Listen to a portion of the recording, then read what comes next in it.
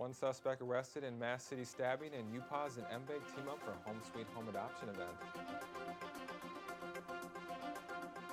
And later, Caleb Rydell will have an up-to-date forecast, and Max Stevens will have a play-by-play on the sports. Hi, I'm Jillian Wormlinger. I'm Mason Wallace. Welcome to Public Eye News.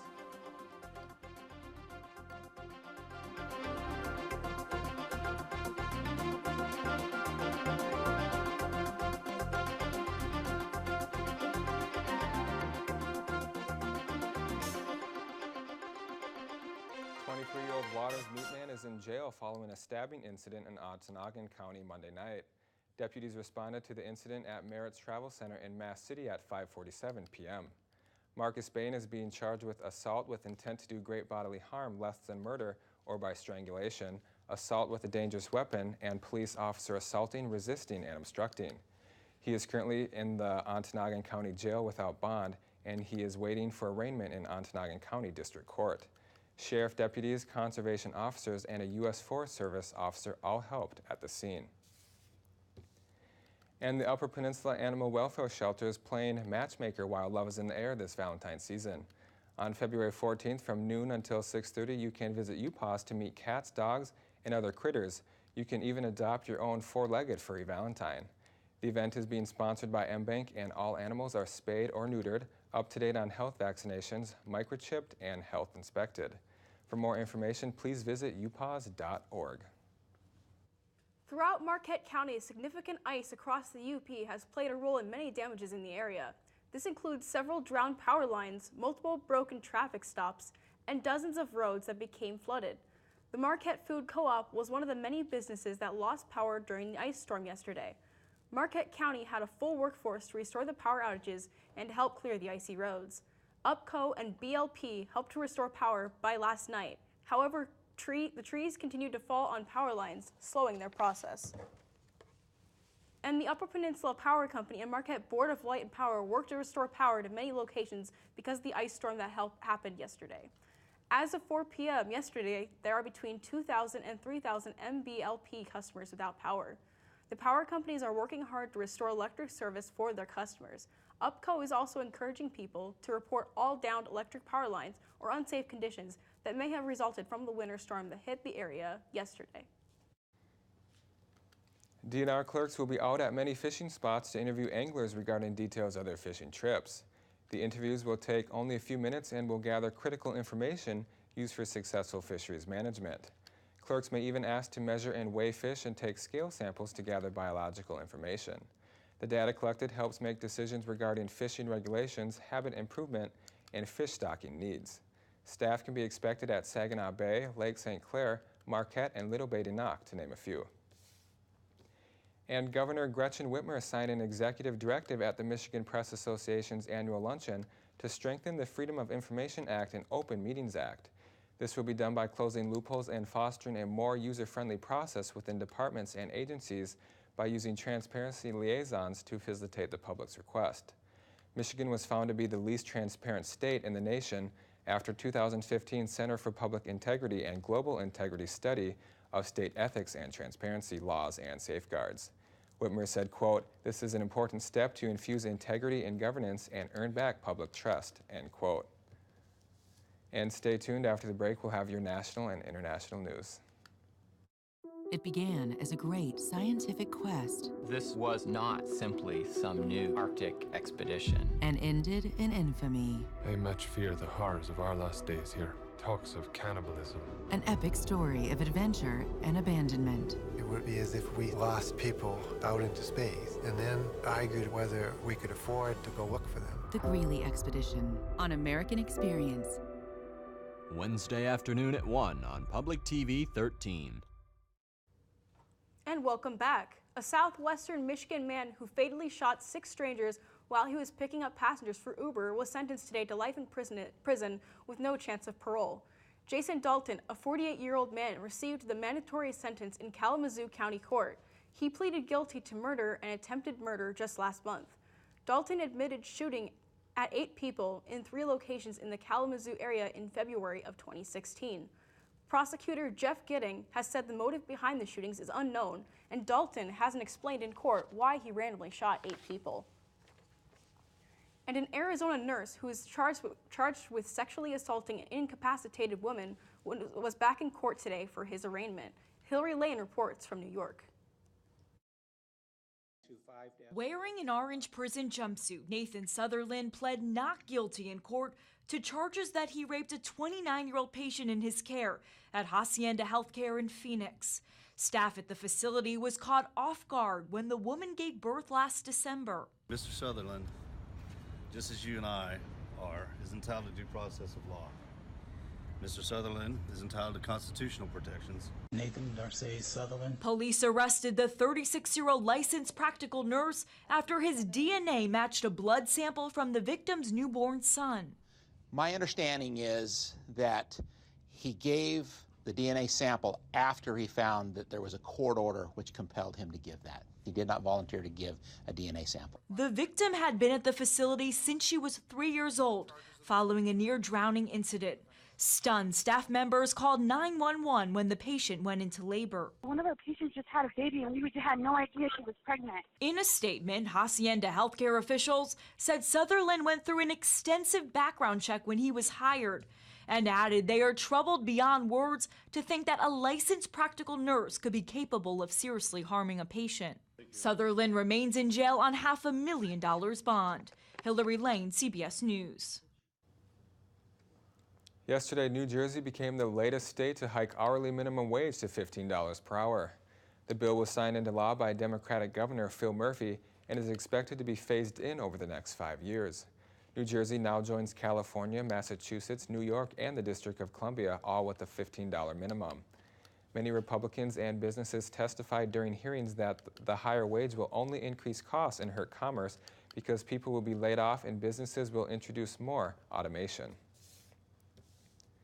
And after a one-week delay prompted by the partial government shutdown, President Trump delivers his State of the Union address to a joint session of Congress tonight.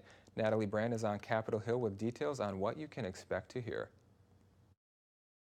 President Trump is putting some last-minute touches on tonight's State of the Union address. He sharpied up a lot of the passages, put it in his own voice. His speechwriting team really understands the president's priorities, his tone, his intonation, the content of what he expects from these addresses. Advisors say one of the speech's major themes is a call for bipartisanship and unity. More compromise and cooperation and less divisiveness, retribution politics, as he calls it. For the first time, President Trump will be facing a divided Congress, and Democrats are already signaling they don't expect to hear much that will prompt them to stand and cheer. The blatant hypocrisy of this president calling for unity is that he is one of the chief reasons Americans feel so divided. The president is expected to renew his call for a wall along the southern border. He is as committed today as he's ever been to making sure we get real border security. That includes a wall, and he'll make that case tonight. Congress is working on a compromise bill to secure the border, but lawmakers face another partial government shutdown if they cannot resolve their differences by February 15th. We want to get something that can get a strong bipartisan agreement. And we have to get it done by the end of this week because you have to get the paperwork all done and filed. In addition to border security and national unity, the president is expected to tout the economy, talk about tariffs and international trade, and call for a strong military. Natalie Brand, CBS News, Capitol Hill. And after the break, we'll be back with your weather and sports. Stay tuned. Won't you be my neighbor? It's an invitation to help somebody know love is at the root of everything, love or the lack of it. Thank you for whatever you do to bring joy and hope, light and love to our world today. Won't you please won't you be my neighbor? Saturday at 8 p.m. on Public TV 13. Welcome back. I'm Caleb Rydell, going to be taking you through your weather for today. As you can see behind me on the NMU campus, we got quite a bit of snow, and it's coming, and it may or may not be staying around. We'll see as things shift around a little bit over this next week. We did have that polar vortex last week, and we're still seeing some effects from that coming around. Taking a look, we're going to see it tonight, or current conditions out there we have some snow out there with temperatures of 16 degrees, winds out of the northeast at 10 miles per hour, barometric pressure of 30.33 inches and rising. Tonight we're going to see some of that snow and a low of 12 with winds out of the east at 7 miles per hour. Taking a look tomorrow, we only have clouds out there, may or may not stay, and we have some highs of 23 and winds out of the east northeast with 7 miles per hour. Don't be scared if we get a little bit of snow tomorrow, but it's not going to be too bad. Let's take a look at your UP. We're going to start over in Sault Ste. Marie with 12 degrees, and the only sun that we see out there that isn't partly cloudy, which is over here in with the 17 in Manistee. Escanaba with 19, 18 down in Menominee. Taking a look at the western half of the UP. Iron Mountain with 16, Ironwood with 9, up in the Keweenaw, Houghton with 14, and back here in Marquette with that 16 in the snow that we saw a little bit earlier. Let's take a look at your week ahead. On Thursday, we're looking at high of 22 with a low of 4 and some snow. Friday with a high of 10 and a low of -1. And cloudy out there. Saturday with a high of 15, low of 4, and partly cloudy. Well, we are trading off a little bit of this cold here and there, and I hear the Pelicans are also doing their own trading. We just saw Rodney Hood get traded. Anthony Davis might be next. New Orleans Pelicans superstar big man Anthony Davis was held out from his first game returning from a finger injury last night. Davis had missed a little more than 2 weeks with a left finger avulsion, but the Pelicans front office made the decision to keep Davis out while he's on the trade block, with the trade deadline looming this Thursday. Currently, the Lakers are aggressively pursuing Davis, offering the Pelicans a package including Lonzo Ball, Kyle Kuzma, Brandon Ingram, and 2 first-round draft picks. The Lakers have also offered to take Solomon Hill's contract from the Pelicans. The Pelicans, however, are not budging. According to ESPN's Adrian Wojnarowski, the Pelicans not only want Ball, Kuzma, Ingram, and for the Lakers to take Solomon Hill's contract, they want 4 draft picks from LA. With the NBA trade deadline looming this Thursday, the pressure is on Lakers president of basketball operations Magic Johnson to get a deal done. And the Washington Wizards have announced that their franchise player, 5-time All-Star John Wall, will miss even more time after suffering a torn left Achilles. Wall, who was already out for the season with a heel injury, suffered the torn Achilles after slipping and falling in his home. The injury was discovered while Wall was having a procedure done to clean out an infection in the incision in his left heel after the surgery in January. Wall won't be expected to return to basketball activities for about 12 months. And fresh off a Super Bowl win, New England linebackers coach and defensive play caller Brian Flores has been hired as the head coach of divisional rival Miami Dolphins. Flores signed a 5-year, fully guaranteed contract with the team, the only NFL head coach hired this winter to get 5 years guaranteed.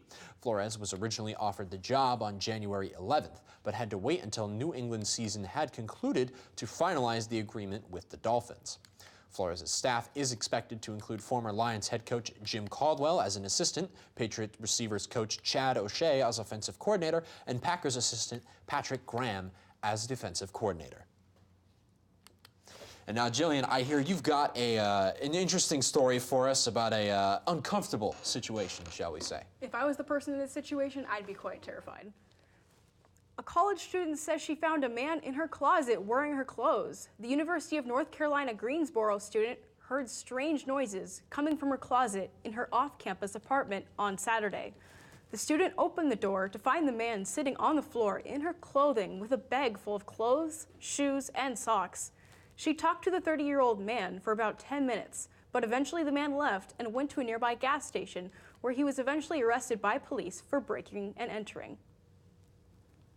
And that's all the time we have for you today on Public Eye News, and we'll see you back here tomorrow.